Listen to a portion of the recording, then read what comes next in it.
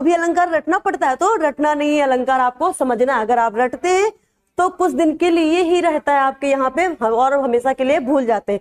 अगर आप समझते हैं तो हमेशा यहाँ रहता है, फिर आपका नंबर कभी नहीं कटेगा। Hello everyone, very very good morning, so most welcome अड्डा 24/7 में मैं रजनी वर्मा। और आप सभी लोग कैसे हैं?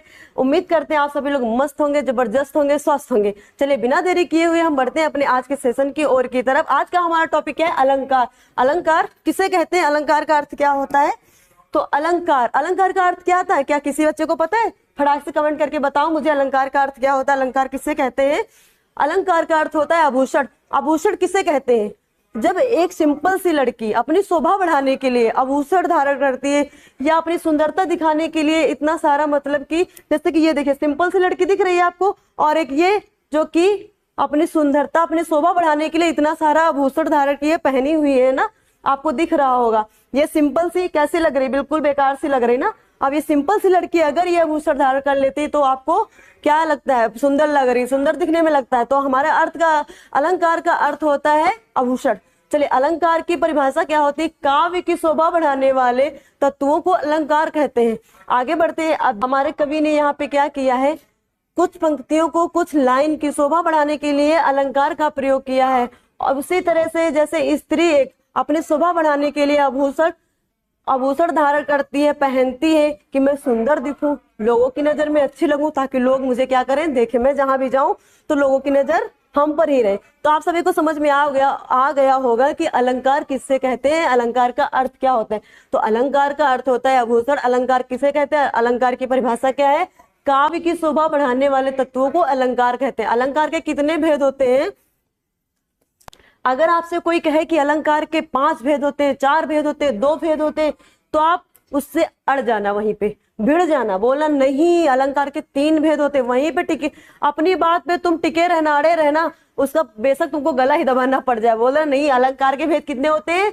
3 होते हैं। कौन कौन से? शब्दालंकार, अर्थालंकार, उभय अलंकार। तो खैर किसी का गला मत दबाना, ये मेरी काल्पनिक बातें थी, वास्तविक से इससे मेरा कोई लेन देन नहीं है। चलिए अब आगे बढ़ते हैं, देखते हैं हमारा शब्दालंकार में कितने भेद होते हैं। शब्दालंकार के कितने भेद होते हैं? 3 भेद होते हैं। कौन कौन से?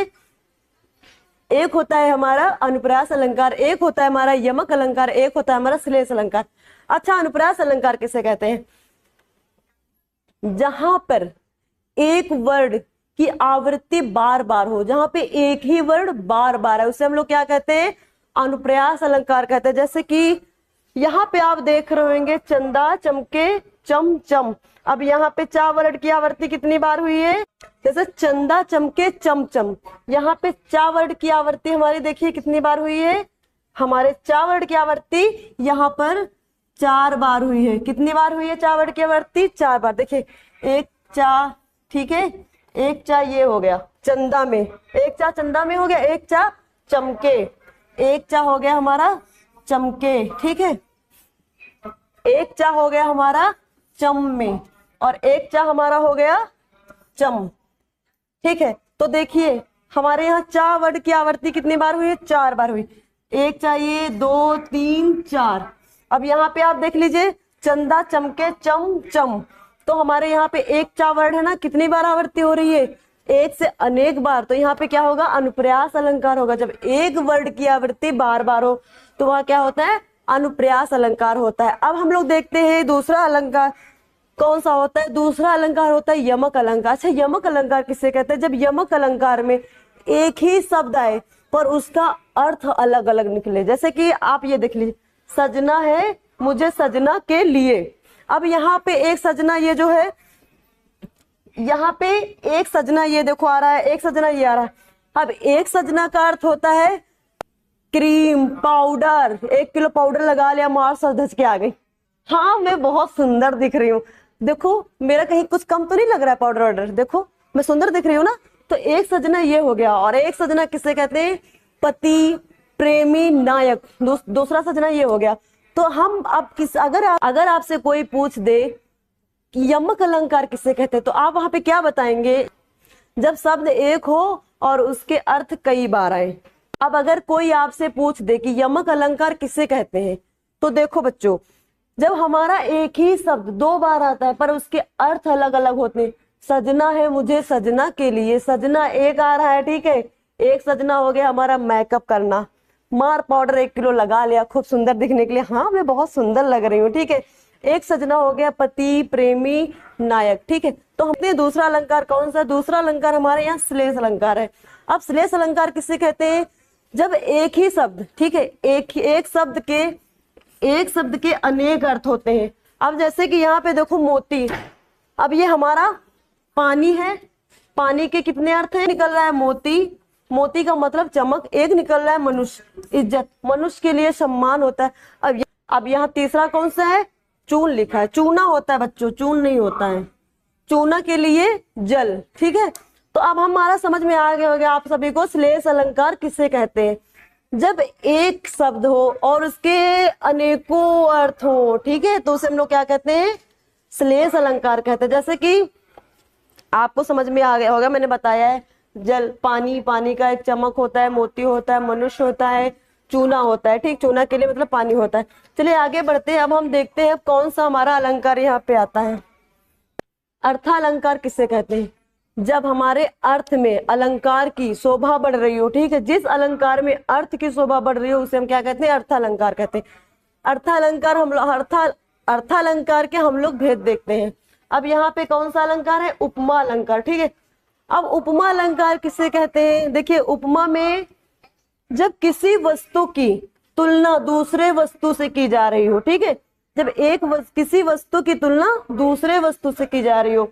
देखो उपमा में उपमेय, ठीक है, ये क्या है, उपमान। अच्छा उपमा, ये जब उपमेय है यहाँ पे क्या होता है, जिसकी तुलना की जाए। उपमेय क्या होता है, जिसकी तुलना की जाए। उपमान क्या होता है, जिससे तुलना की जाए। तो एक वस्तु की तुलना दूसरे वस्तु से की जाए तो वहां कौन सा अलंकार होता है, उपमा अलंकार होता है। अब हम लोग आगे देखते हैं कौन सा अलंकार है। यहाँ पे हमारा आ रहा है रूपक अलंकार। कौन सा, रूपक अलंकार। जब रूपक अलंकार क्या होता है, जब केवल योजक चिन्ह आए, जैसे सा है, ठीक है, सा है, यहाँ पे जैसे सा है, सी है, ना है, आए, ठीक है, तो वहां पे हमारा क्या होता है, रूपक अलंकार होता है। रूपक अलंकार का उदाहरण देख लेते हैं हम। पायो जी मैंने राम रतन धन पायो। अब ये देखो रतन धन पायो, इसके बीच में योजक चिन्ह आ रहा है ना, राम रतन धन पायो, यहाँ पे योजक चिन्ह आ रहा है बीच में ना, तो इसे हम लोग क्या कहते हैं, उपमा अलंकार कहते हैं। अब चलिए आगे, इसे हम लोग क्या कहते हैं, रूपक अलंकार कहते हैं। आगे देखते हैं कौन सा अलंकार है हमारा, उत्प्रेक्षा अलंकार। उत्प्रेक्षा अलंकार जहां पर मानो जानो, ठीक है, मानो जानो जैसे, ठीक है, आदि शब्द आते हैं तो उसको क्या कहते हैं, उत्प्रेक्षा अलंकार। चलिए उत्प्रेक्षा अलंकार का एक एग्जाम्पल लेते हैं, उदाहरण, जिसका मुख मानो चंद्रमा हो। तो यहाँ पे बीच में क्या आ रहा है, मानो, जिसका मुख मानो चंद्रमा हो, तो यहाँ पे मानो आ रहा है ना। अब जैसा देखो, यहाँ पे देखो, खिलता गुलाब जैसा, जिसका मुख मानो चंद्रमा हो, खिलता गुलाब जैसा, तो यहाँ पे मानो आ रहा, जैसा आ रहा। जिस अलंकार में जैसा, मानो, जानो ये सब आता है तो क्या होता है, उत्प्रेक्षा अलंकार। चलिए हम लोग आगे देखते हैं कौन सा अलंकार है। अर्थ संयुक्त अलंकार किसे कहते हैं, जब कहीं भी बढ़ा चढ़ा कर बात की जा रही हो, जैसे कि तूने काजल लगाया दिन में रात हो गई। अब भी भैया बताओ, यहाँ पे कोई लॉजिक मिल रहा है, तूने काजल लगाया दिन में रात हो गई। अगर काजल लगाने से रात हो जाए दिन में, तो ऐसे सब लगा के ही घूमे, किसी को बहाना बनाना हो तो वो यही लगा के यहाँ तक लगा ले, बोले रात होने वाली है भैया लगा लो, किसी को लगाने भी ना दे। तो जहाँ पे कोई लॉजिक ही नहीं हो रहा है, मतलब इतना बढ़ा चाक। जैसे एग्जाम्पल में एक और ले लीजिए, आज मैं इतना रोया कि ताल तलैया भर गए। देखो यहाँ पे क्या आया, संयुक्त अलंकार आया। जब हम बढ़ा चढ़ाकर बहुत सारी बात कर रहे हो तो वहां पे हमारा कौन सा अलंकार होता है, संयुक्त, अति संयुक्त अलंकार होता है। जहां पर हम बढ़ा चढ़ाकर ज्यादा बात कर रहे हो, खूब बढ़ा चढ़ाकर, कि जैसे कि कोई उसका लॉजिक ही ना मिला, बढ़ा चढ़ाकर बात की जाए तो उसे क्या कहते हैं, अति संयुक्त अलंकार कहते हैं। ठीक है, जैसे उदाहरण में हम आपको बताएं कि तूने, जैसे एक एग्जांपल ले लें, तूने काजल लगाया दिन में रात हो गई। आप बताइए यहाँ पे कोई लॉजिक मिल रहा है, नहीं मिल रहा है। इतना बढ़ा चढ़ा, कोई काजल इतना तो इतने सारे लोग काजल लगा के घूमते, क्या दिन में रात हो जाती? नहीं। अब जैसे कि अब एक और जैसे ये एग्जाम्पल, आज मैं इतना रोया कि ताल तलैया भर गए। अब बताओ इतना कौन रोएगा, इतना किसके इतना आंसू आएगा कि ताल तलैया भर जाएंगे। तो यहाँ पे क्या की जा रही, बढ़ा चढ़ा के बात की जा रही। तो जब जहां पे बढ़ा चढ़ा कर बात की जाए उसे क्या कहते हैं, अतिसंयुक्त अलंकार कहते हैं। चलिए आगे देखते हैं कौन सा अलंकार है हमारा। आगे आता है हमारा मानवीकरण अलंकार। अच्छा, मानवीकरण अलंकार किसे कहते हैं? मानवीकरण अलंकार कहते हैं, देखिए जब प्राकृतिक चीजों की, ठीक है, निर्जीव चीजों से मानवीय भावनाओं को रखते हैं हम लोग, ठीक है, क्या करते हैं, मानवीय भावनाओं या कार्यों का वर्णन हो रहा हो वहां पे, तो वहां पे जब, जैसे कि आपको हम सिंपल से बताएं, जब हम लोग प्राकृतिक चीजों से अपनी मानवीय भावनाएं रखते हैं, कार्य करते हैं, वर्णन करते हैं, कि जैसे कि आप देख लीजिए एग्जाम्पल में, फूल हंसे कलियां मुस्कुराएं, तो यहाँ पे क्या हो रहा है, हम लोग मानवीय भावनाओं का वर्णन कर रहे हैं। फूल हंसे कलियां मुस्कुराए, अब आपको फूल खिलते हुए दिखता, हंसते हुए तो दिखता नहीं है, तो यहाँ हम लोग क्या करें, मानवीय भावनाओं का वर्णन कर रहे हैं। तो जहां पे मानवीय भावनाओं का वर्णन हो रहा हो, ठीक है, देखिए जब हम किसी निर्जीव चीजों से मानवीय भावनाओं का वर्णन कर रहे हो तो उसे क्या कहते हैं, मानवीय अलंकार कहते हैं। जैसे कि अब मान लीजिए मानवीकरण अलंकार किसे कहते हैं, जब हम कहीं पे प्राकृतिक चीजों से अपनी मानवीय भावनाओं का वर्णन करते हैं, ठीक है, तो वहां पे क्या होता है, मानवीकरण अलंकार होता है। उदाहरण के तौर में देखें, जैसे कि फूल हंसे कलियां मुस्काए, तो आप बताइए आपने क्या कभी फूल को हंसते हुए देखा है? नहीं देखा है ना। कलियों को मुस्काते हुए देखा है? नहीं देखा है। तो यहाँ हम लोग क्या करें, निर्जीव चीजें मतलब प्राकृतिक से क्या कर रहे हैं, भावनाओं का वर्णन कर रहे हैं, तो यहाँ पे हमारा क्या होगा, मानवीकरण अलंकार होगा। 1 मिनट में एक बच्चे का कमेंट ले लूं। मैम क्या बोला ये बच्चा, 1 मिनट में कमेंट थोड़ा ले लूं इसका, इतना कमेंट पे कमेंट कर रहा है कि मैम रोशनी चांद से होती है सितारों से नहीं, हिंदी मुझे आपसे पढ़ना है हजारों से नहीं। वाह बेटा वाह, क्या शायरी मारी, वाह वाह वाह।